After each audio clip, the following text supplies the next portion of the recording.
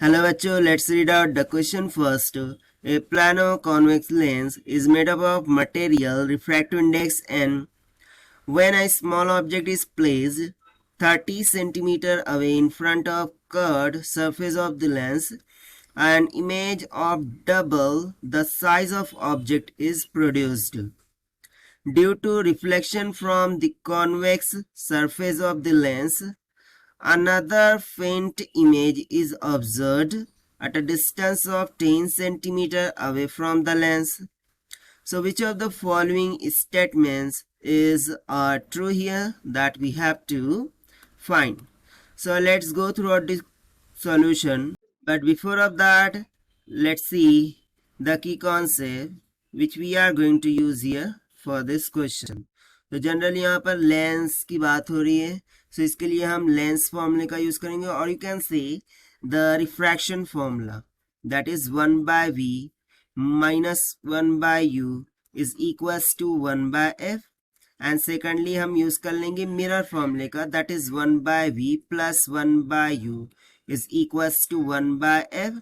तो इसको हम मान लेते हैं first concept, second concept, and finally we will use the third concept as lens maker formula 1 by f is equals to mu minus of 1 in bracket 1 by r1 minus 1 by r2, जहां पर r1 r2 क्या है, radius of curvatures है, mu refractive index हो गया, f focal length हो गया lens के लिए, और uv क्या है, distance of image, distance of object and image है respectively for the lens.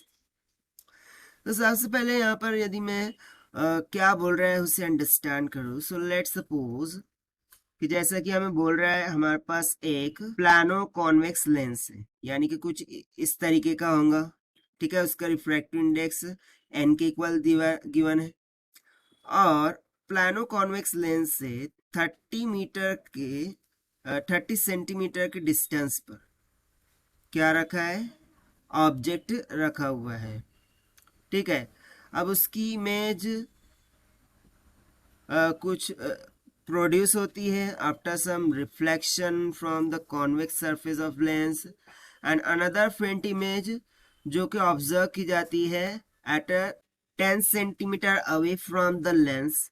So उसके अकॉर्डिंग हमें राइट ऑप्शन को चूज करना है. सो लेट्स सपोज कि यहाँ पर कोई ऑब्जेक्ट रखा है जिसका डिस्टेंस 30 सेंटीमीटर हो गया.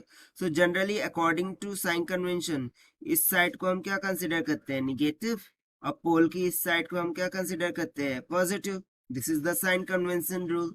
Okay, so first we will apply the refraction here. यहाँ पर सबसे पहले हम क्या करेंगे, रिफ्रैक्शन को लेकर चलेंगे. सो रिफ्रैक्शन हो रहा है यानी कि लेंस होगा, तो उसके लिए हम लेंस फॉर्मूले का यूज कर लेंगे that is 1 by v minus 1 by u is equals to 1 by f के इक्वल. ना इन दिस केस जो u है निगेटिव साइड में, यानी कि u will be equals to minus 30 centimetre आ जाएगा, ठीक है. So it will be 1 by v minus 1 by minus of 30 will be equals to 1 by f हो जाएगा, ठीक है. ना हमें जो इमेज की पोजीशन है वो किस तरीके से मिलेंगी. तो सही है, जो मैग्निफिकेशन पावर होता है लेंस का उसका फॉर्मूला क्या है, v बाय u. ना as per the question magnification given है क्या, यस. देखिए an image of double size of object is produce. तो इससे हमें पता चल रहा है कि जो m है उसकी वैल्यू किसके इक्वल है, माइनस ऑफ 2 के. सो यदि मैं यहाँ पर सब्स्टिट्यूट कर दूं माइनस ऑफ 2, सो v कितना मिल जाएगा, minus 2 into minus of 30 will be equals to 60 centimetre.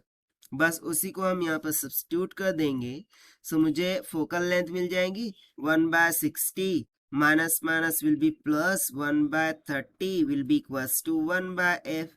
सो यदि मैं इसको फर्दर सिंप्लीफाई कर दूं, so 1 by f will be equals to how much, denominator को कॉमन कर दो 60, ये हो जाएगा 1 प्लस 2 that is 3. So f will be equals to 60 by 3, 3 2 जा 6. सो कितना आ गया 20 सेंटीमीटर.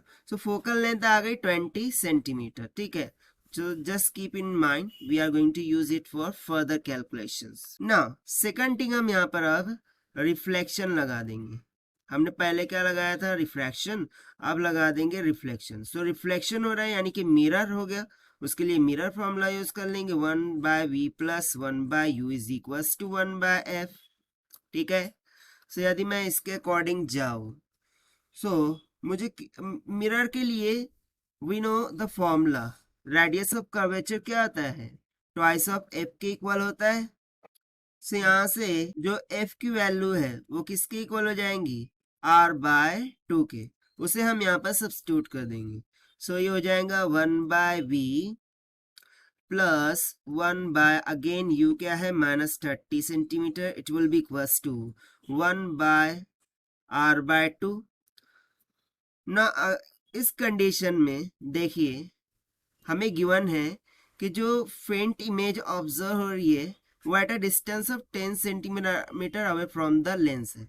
सो इसका मीनिंग क्या है, सो एक्चुअली जो पहले ऑब्जेक्ट था उसकी इमेज फॉर्म हुई, अब वो image as a object work करेंगी for this mirror, right. So यहाँ पर जो v होगा वो मेरा क्या हो जाएगा, इमेज डिस्टेंस हो जाएगा, which we are given here as 10 centimetre. ये 10 सेंटीमीटर क्या हो गया, image distance for the mirror case और for the reflection case. So ये हो जाएगा 1/10 minus of 1/30, it will be equals to 2/r के।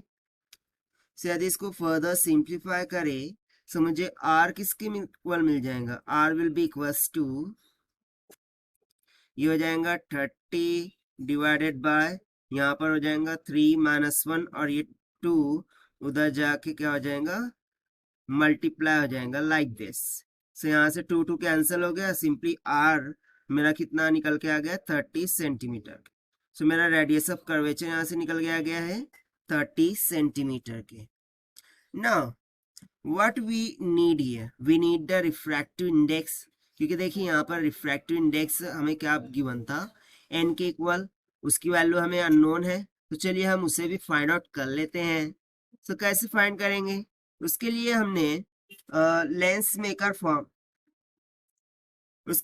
लेंस मेकर फॉर्मूला लिखा था, that is 1/f is equals to refractive index of lens by refractive index of surface minus 1 in bracket 1/r1 minus 1/r2।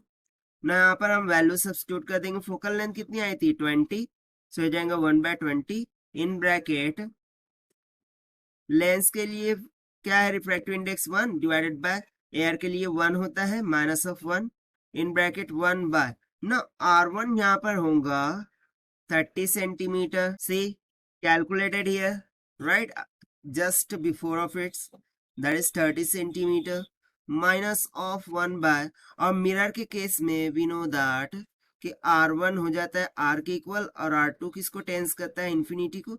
So definitely ये क्या हो जाएगा, infinity. सो ये term तो हो गई 0, बचा क्या 1/30, वो उधर चल जाएगा। सो मुझे n-1 की वैल्यू किसके इक्वल मिल गई, 30 डिवाइडेड बाय 20 के। सो ये 0 0 कैंसिल हो गया, यदि मैं इसको कैलकुलेट कर लूँ so n will be equals to 1.5 -1, sorry -1 उधर जाके +1 हो जाएगा।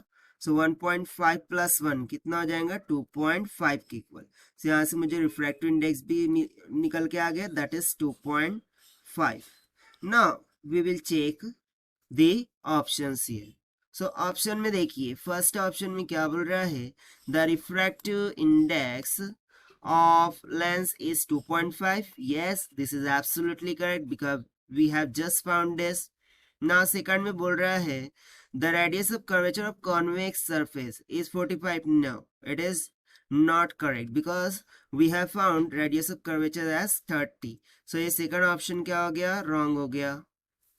ना सी में देखते हैं, the faint image is erect and real. So ये पॉसिबल नहीं है क्योंकि हमें कैसी इमेज मिल रही है, एक्चुअल में हमें वर्चुअल इमेज मिलेंगी। ठीक है, हमें कैसी इमेज मिलेंगी, वर्चुअल मिलेंगी। सो ये तो रॉन्ग हो गया। ठीक है, बी और सी। नॉट डी ऑप्शन देखते हैं, the focal length of lens is 20 centimetre. Yes, it is 20 centimetre क्योंकि यहाँ पर हमने फाइंड करके रखा है। वेवलेंथ कितनी आई थी, 20 सेंटीमीटर।